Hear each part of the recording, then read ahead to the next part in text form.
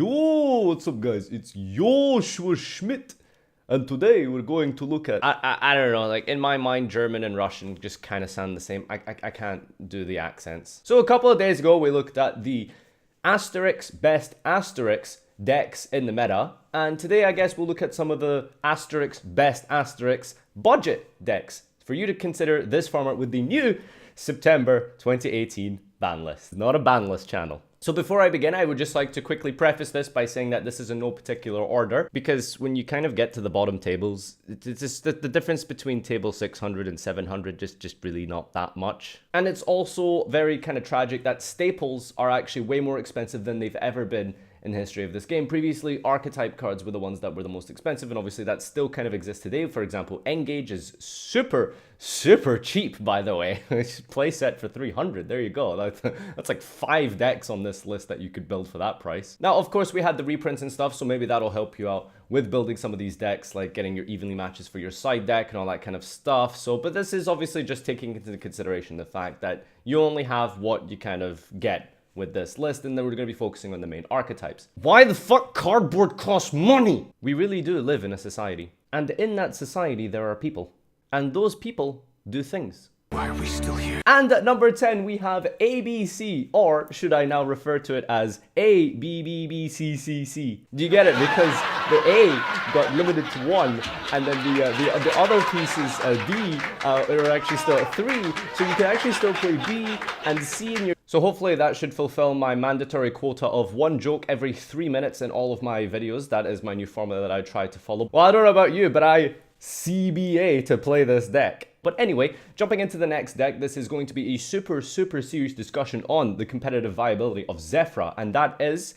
basically 5 out of 7. This deck is obviously very strong because of the fact that it had no cards hit on the ban list except from Electromite, but then again, this deck only ever ran 1 or 2 Electromites, so who cares? I've always liked this deck because of the fact that it's a pendulum deck that doesn't actually need to play a ton of pendulum cards. Conventionally, what you'd have to do is play like, 30 pendulum cards in your 40 card deck, just because of the fact that you need scales in order for this deck to function. But I think with the new coming meta, and with Goki being severely crippled, and hand trap's still going to be prevalent, but not as like crazy as before, unless of course you're in America and you have to deal with summon sorcerers. Good luck, have fun, enjoy. I hope you have a great event, by the way. With Goki out of the way, kind of, in Europe, then you are sort of free to deal with maybe more of the back row decks and stuff, and Pendulum doesn't really do well there, which is why I haven't put this too high up in my list. But then again, like I said, I did say it's not in particular order, although there is some kind of degree of preference that I put. Did I explain myself? I felt like I didn't do Zefra any justice there whatsoever. Okay, let's just move on and stick to the game plan. Was getting banned part of the game plan? I'm sorry, I will never get bored of referencing that. I'm sorry, Triff, I'm sorry. So Pendulum is of course a deck that's budget depending on how many engines you want to play, because obviously if you're going to go down the 60 card route, well, more cards means more money, right? That's just logical. Shoutouts to the guy who said that Sky Striker didn't get less consistent because they lost 2 drones in my last comment section. You're telling me that if I lose cards,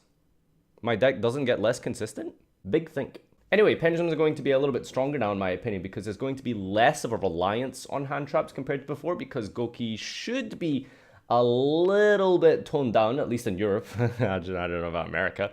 But in Europe, at least, if you're going to be playing Pendulum, you might be wanting to deal with back row more than you are with combo decks. So I think that's something to take into consideration for the event going forward. And of course, the deck still has a lot of good, crazy combos, just, not like 5 negates levels of combos. And the next deck, I don't know how budget this is. I'm pretty sure this is like Commons box budget, but we've got Crusadia, and that deck OTKs very easily. I'm pretty sure the most expensive cards you're going to have to get is like the Kaijus, and there you go. It's just going to kill people. And yeah, we've seen this deck actually do quite well. And even some top tier teams have been piling this at recent regionals and stuff. So like, I don't know, maybe they're onto something. Maybe they're just memeing. It's probably memes. Let me just calm you down, Crusadia players. All 3 of you, just relax. So Crusadia, considering how the deck is worth literally less than socks, and it's had actual semi-relevant big regional tops recently, I think it would be mad to not put this on a top budget list. So there you go. Crusadia is an option for you boys out there. Maybe you can extend your community and player base from 3 to 4 after this video. It's fine. I don't listen, guys. I do what I can for the community. Please, I don't expect credit. Next on my list is going to be Burning Abyss is the best deck. Dante Turbo. Okay, I think we've fulfilled the joke there. The mandatory quota. Yes, I think that'll do. You know, Italian Burning Abyss, you get it? Yeah, we do that every single video, probably for the last 4 fucking years. I don't know when this deck is gonna die. And the next one we have is Dino. And Dino, by the way, I just want to point this out, right? Dino is a deck that I'm pretty sure since its inception has never not been on any single YouTuber's top budget list. This deck is absolutely insane for how much you're actually paying for the cards themselves. Now, of course, the issue is, well, you know, if you open a great, nice field and your opponent goes Summon Rain, you have a TYRANNO, you're just like, Book of Moon, yeah, I don't know that does anything. Summon Kagari. Thinking. Blue cards don't go face down, do they? Can I just confirm with the judge, please? So Dino has its issues, let's be real, but maybe someone out there will be able to find some crazy combo deck with Dino, which I don't really know if it's possible. But speaking of combo decks, maybe you can combine it with the new Trigico reprints. I have a habit of just not editing out some of my blusters.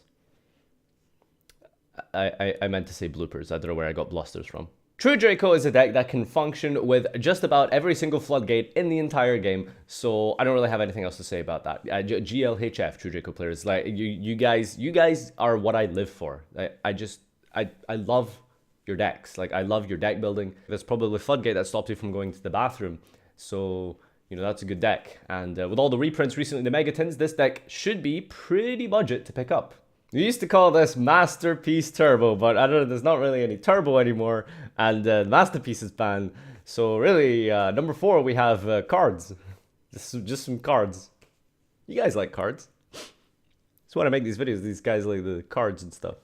Cards. Number 3, we have Paleo, and that is because, for much of the same reasons as True Draco, as I mentioned before, Paleo is a deck that can run pretty much numerous types of different floodgates, and, well, those are good cards, right? Those stop your opponent from playing. And Toad is extremely powerful, negates absolutely anything and everything, and you can set something with it. So, I don't know, I think Paleo was a deck that didn't suffer too much from Master Duel 4. I think it was a deck that just kind of got relegated because of just the natural power creep.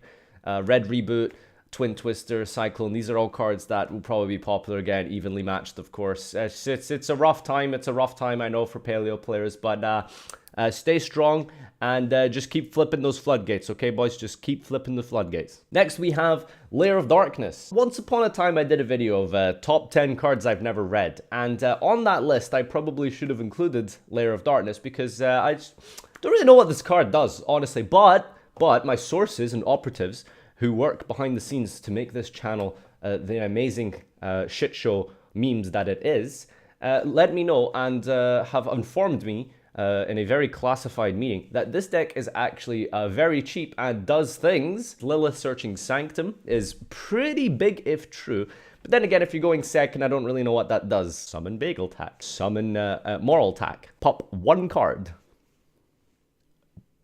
Big if true. Gargantuan if factual. 1 card? Maybe you can play this with Infernoids and stuff, and I don't really know what the ins and outs and different variants are for this deck, but Infernoids is probably a decent option, and attributing off your opponent's field, well, you can never go wrong with that, right? Paying costs with your opponent's cards, that's amazing. That's like someone else paying your student loans for you. God, I love being European. And the final card we have is Mech Knight Invoked, and like I said at the beginning, this is maybe more depending on how you define yourself as a budget player, since this is one of the more expensive budget decks on this list, but I thought I would balance out because considering the fact that, you know, you have decks here that, for example, cost socks, and then you have decks like Mech Knight Invoke, which probably cost, I don't know, like 10 pairs of socks, right? So it depends on what you're kind of into. This deck got, I think, a little bit stronger now with Alistair the Madness Invoker, and you now have some plays and stuff that you can do now, and there's some cool combos and OTKs that card now facilitates, which is really awesome to see. So I think this deck is not only just a very, very good budget deck, but a genuine sleeper for the European and the Mexican 200th this weekend. So I wouldn't be surprised to see a couple of these top, But then again, I don't know, people might just still be on the Goki bandwagon, but we'll see. All right, well, I think that does it for my 10 budget decks, and I don't know if I've missed any out, if there's any other really good options. I'm sure there's honorable mentions and shoutouts to everything I could have said here, but, you know, when it comes to budget, there's like literally 400 decks I could pick from. One day, we will have aliens on a list somewhere. Somehow. But until then, leave a comment down below and tell me any decks that you think I missed. Follow me on social media, for example, my Twitch, where you can watch me basically every night of the week. And join the Discord community, discord.gg/Farfa. Everything is in the description down below. Subscribe if you like my videos. And until next time, my name has been Master Schmidt.